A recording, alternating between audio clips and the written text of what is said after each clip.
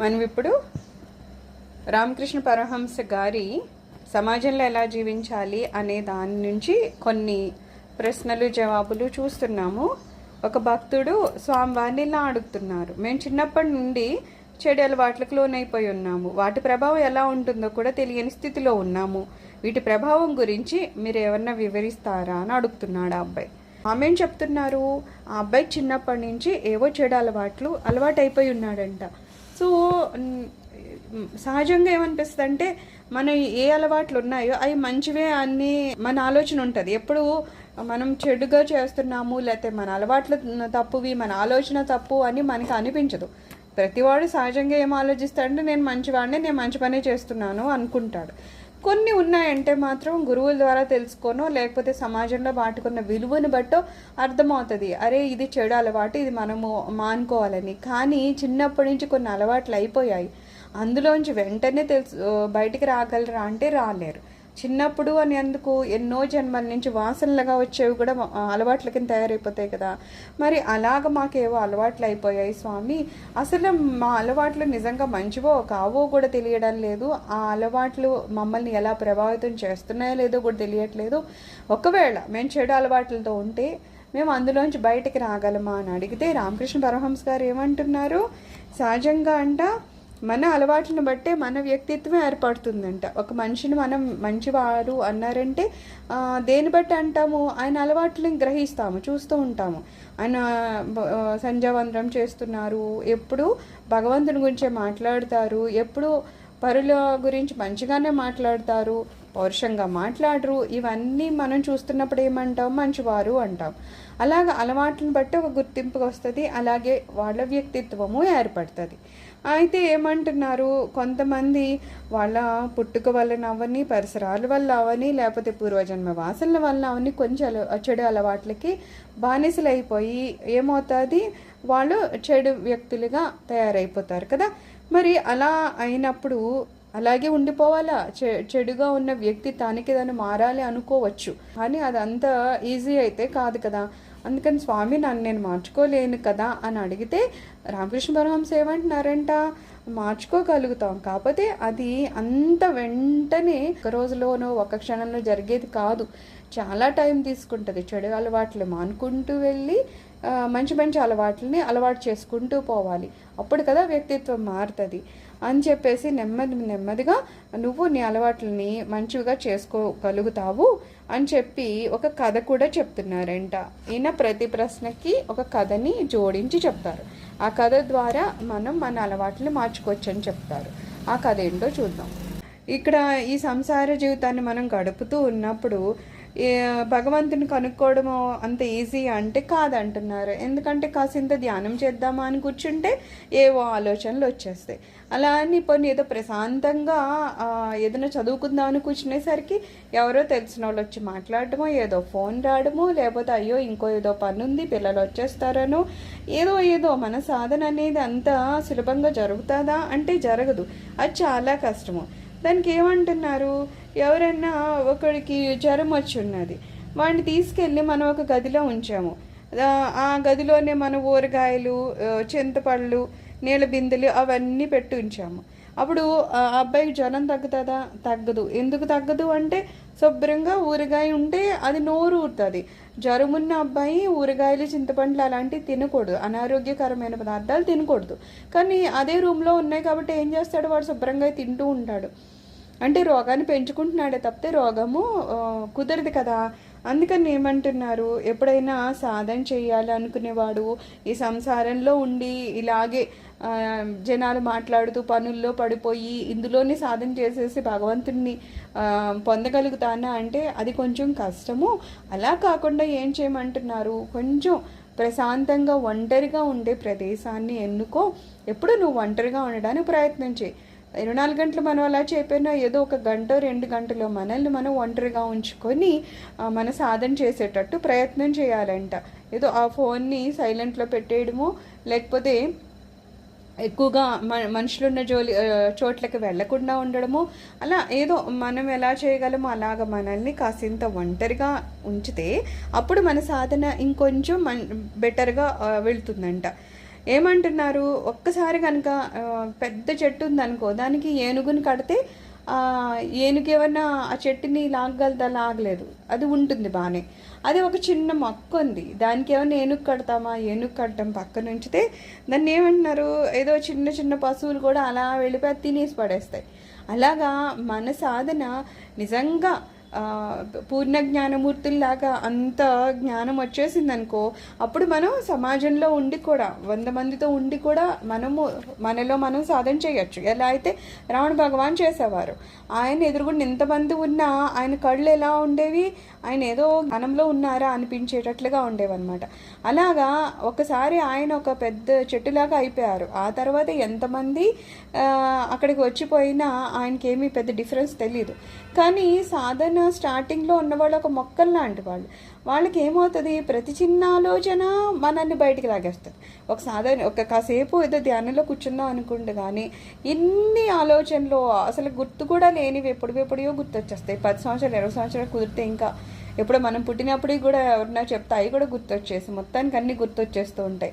ఎందుకు అంటే అది అంతే, మనం మొక్కల్లాగా ఉన్నాము. ఏదో చిన్న పశువు కూడా తినేసినట్టు మన ఆలోచనలు ఆ సాధనని తినేస్తాయి అనమాట. అందుకని ఏమంటున్నారు, మనం మన సాధనని బలవంగా ఉంచుకోవాలి అనుకుంటే కొంచెం చూడండి, చిన్న మొక్కలు పెట్టినప్పుడు అవి ఏమీ తినకుండా చిన్న కంచె అది పరుస్తారు కదా, చిన్నప్పుడు లేకపోతే పశువులు పక్షులు తినేస్తే ఆ మొక్క నిలవదని చెప్పి, అలాగా మన చుట్టూరు కూడా ఒక కంచులాగా వేసుకొని మనం ఒంటరిగా ఉండి సాధన చేస్తే ఆ భగవంతుడు మనం పొందడానికి కాస్త ప్రయత్నం జరుగుతుంది అనమాట.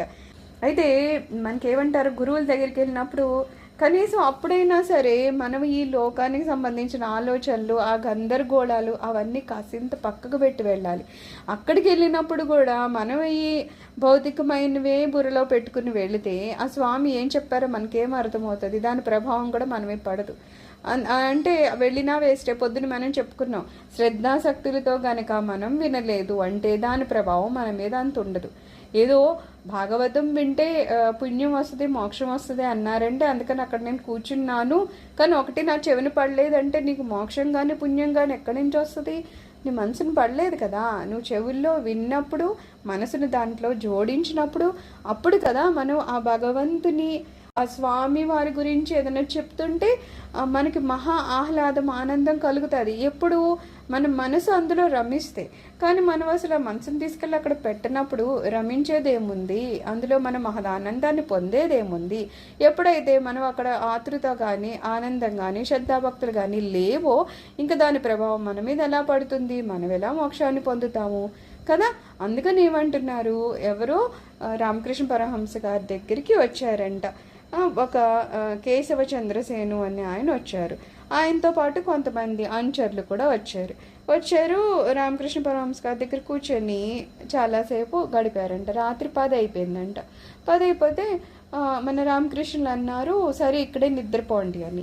అలాగే ఆయనతో పాటు వచ్చిన వాళ్ళకి కూడా అక్కడే ఉండాలని ఉందట. ఎందుకంటే ఆ గురువుల సాంగత్యంలో అక్కడ మనకి ఒక దుప్పటి ఉందా లేదా, ఒక తలగడు ఉందా లేదా, లేకపోతే ఫ్యాన్ ఉందా లేదా, అవి కూడా అవసరం పడవు. ఎందుకంటే వాళ్ళ సాంగత్యంలో ఉండే ఆ ఆనందం కానీ ఆ శాంతి కానీ వేరే రకంగా ఉంటుంది.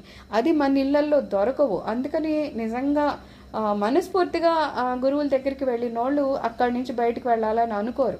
అక్కడ ఏం దొరకకపోయినా పర్లేదు అనుకుంటారు. తిండి కూడా కాసింత ఏదో వాళ్ళు ఇస్తే చాలు అనుకుంటారు, రుచులు వెతకరు అక్కడ.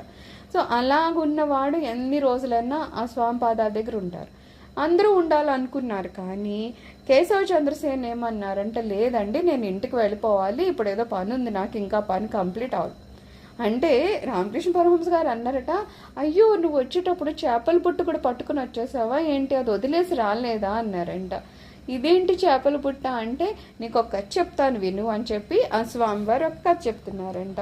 అదేం కదట అంటే, అందులో 2 అమ్మాయిలు ఉన్నారు. ఒకళ్ళేమో పూలు అమ్ముకుంటారు, ఒకళ్ళేమో చేపలు అమ్ముకుంటారు.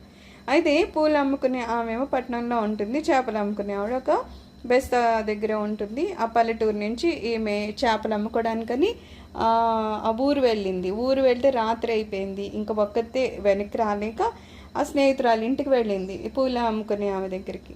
వెళ్తే సరే ఆమె పడుకో అని చెప్పేసి ఒక గదిలో పడుకోబెట్టి, అక్కడ ఈవిడి పూల వ్యాపారం కాబట్టి పూలు ఉన్నాయి చుట్టూరు. ఎంతసేపు చూసినా ఆవిడకి నిద్ర పడ్డం లేదంట.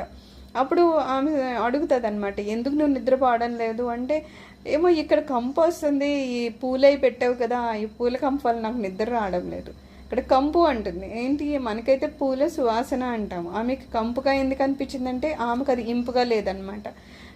ఆమెకి చేపల అలవాటు అయిపోయింది కదా, చేపల వాసన ఆవిడకి చాలా ఇంపుగా ఉంటుంది. అందుకని పూల వాసన కంపుగా అనిపించి దీనివల్ల నాకు నిద్ర పట్టట్లేదు అంది. సరే అని చెప్పి ఆ స్నేహితురాలు మళ్ళీ ఆ చేపల బుట్ట ఎక్కడో బయట ఉంటే తీసుకొచ్చి ఈమె దగ్గర పెడితే ఈమె ఎంచక్క దగ్గరగా పెట్టుకొని దాని మీద కాసేంత నీళ్ళు అది చల్లుకొని వెంటనే అది మర్చి నిద్రపోయిందంట. అందుకని ఇక్కడ స్వామి అంటున్నారు, మనం కూడానంట ఈ సంసారం అనే చేపల బుట్టని ఎప్పుడు పక్కన పెట్టుకొని తిరుగుతామంట. అక్కడి నుంచి మనం ఏ గురువు గారి దగ్గరికి వెళ్ళినా ఆధ్యాత్మిక విషయాలే, అంటే అవి పూల సువాసనతో ఉన్న మనకేముంటుంది, అక్కడ ఏదో ఒక కంపు కొడుతున్నట్టు ఏదో తప్పదిరా బాబా అని ఉన్నట్టు ఉండి మళ్ళా బుర్ర ఎప్పుడు ఎక్కడ ఉంటుందంట, అయ్యో గమ్ము నా చేపల బుట్టని దగ్గర తెచ్చేసుకుంటే నేను ప్రశాంతంగా ఉంటాను కదా అనుకుంటామంట. ఆ రకమైన ఆలోచన మనది అయిపోతూ ఉంటుందన్నమాట. పోనీ ఈ కేశవ చంద్రసేను ఏమైనా రామకృష్ణ పరమహంస గారి గురించి తెలియని ఆయన, లేకపోతే ఏమైనా అజ్ఞానం అంటే అలా కాదట. అతను చాలా గొప్ప బ్రహ్మ సమాజ నాయకుడంట. ఎప్పుడు ఈయనేంటి పాశ్చాత్య దేశాలు ఇంగ్లాండ్ అవన్నీ తిరిగి అక్కడ ఒక పత్రికను కూడా నడిపేవాడంట. ఆ పత్రికలలో పాశ్చాత్య దేశాలు వాళ్ళ లాంగ్వేజ్ ఆ ఇంగ్లీష్లోనూ అది రామకృష్ణ పరమహంస గారి గురించి రాసి ఆయన ఏం చెప్పేవారో ఆ భావాలన్నీ వాళ్ళకి తెలిసేటట్టు చేసేవాడంట. అంటే రామకృష్ణ పరమహంస గారి భావాలు ఇతనికి తెలుసు, కానీ ఏం చేశాడు, ఇక్కడికి వచ్చి లేదు స్వామి ఇంకా నాకు పని ఉంది అంటే, కేవలము మనము తెలుసుకున్నంత మాత్రాన, చదివినంత మాత్రాన, విన్నంత మాత్రాన దాని ప్రభావం మన మీద ఉంటుందంటే ఖచ్చితంగా ఉండదు. నెమ్మదిగా మనం చదివింది విన్నది ఆచరణలోకి తెచ్చుకోవడానికి ప్రయత్నం చేస్తూ ఉంటే ఎప్పటికో ఒక 100 సార్లు ఇది కాదు అన్నాక అమ్మయ్య అని అప్పుడు కొత్త అలవాటు ఏదో మారుతుంది. తప్పితే ఎప్పటి నుంచో వచ్చేసిన అలవాట్లు వాసనలు అప్పటికప్పుడు విన్నాం కాబట్టి మారిపోతామా అంటే మారము. రోజు మళ్ళీ మనం ఏదో చూడు స్నానం చేసినా మళ్ళీ కాసింత సమయం అయిపోయాక మళ్ళీ చర్మం మీద మళ్ళీ మట్టి పట్టేస్తూనే ఉంటుంది కదా. అలా అని ఒకరోజు చేసాం కదా అని వదిలేస్తే చర్మం ఎలా అయిపోతుంది, పాడైపోతుంది. అలాగా ఎప్పటికప్పుడు మన హృదయం కూడా అలా మలినము, ఆ వాసనతో ఎప్పుడు మలినం పట్టే ఉంటుంది. దాన్ని మళ్ళా ఈ గురువులు ఏ వాక్యం చెప్తూ ఉన్నారో అది ఎప్పుడు ఏమంటారు, మనం దాన్ని మళ్ళా శ్రవణం తర్వాత మననం కూడా అంటారు.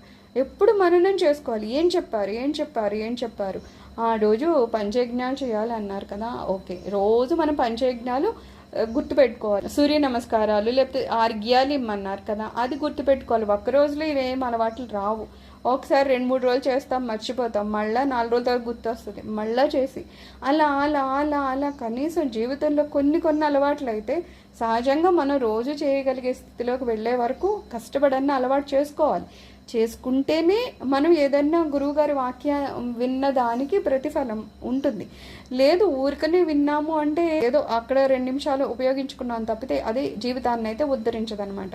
అందుకని ఏమంటున్నారు, చేపల బుట్ట ఆమెకి చేపల వాసనే నచ్చేటట్టు ఎవరైతే భౌతికంగా తిరుగుతూ ఉంటారో వాళ్ళకి ఆ భౌతికమైన విషయాల మీదే ఆసక్తి కలుగుతుంది తప్పితే ఆధ్యాత్మికమైన విషయాల మీద ఆసక్తి కలుగుతుంది అంటే కలగదు కదా అని అలా వదిలేయాలా కాదట. నెమ్మదిగా మనము మన మనసుని భౌతిక విషయాల మీద నుంచి మళ్ళించి భగవంతుని మీదకి తెచ్చుకోవాలి. అప్పుడు నెమ్మదిగా ఇది కూడా అలవాటు పడుతుంది అనమాట.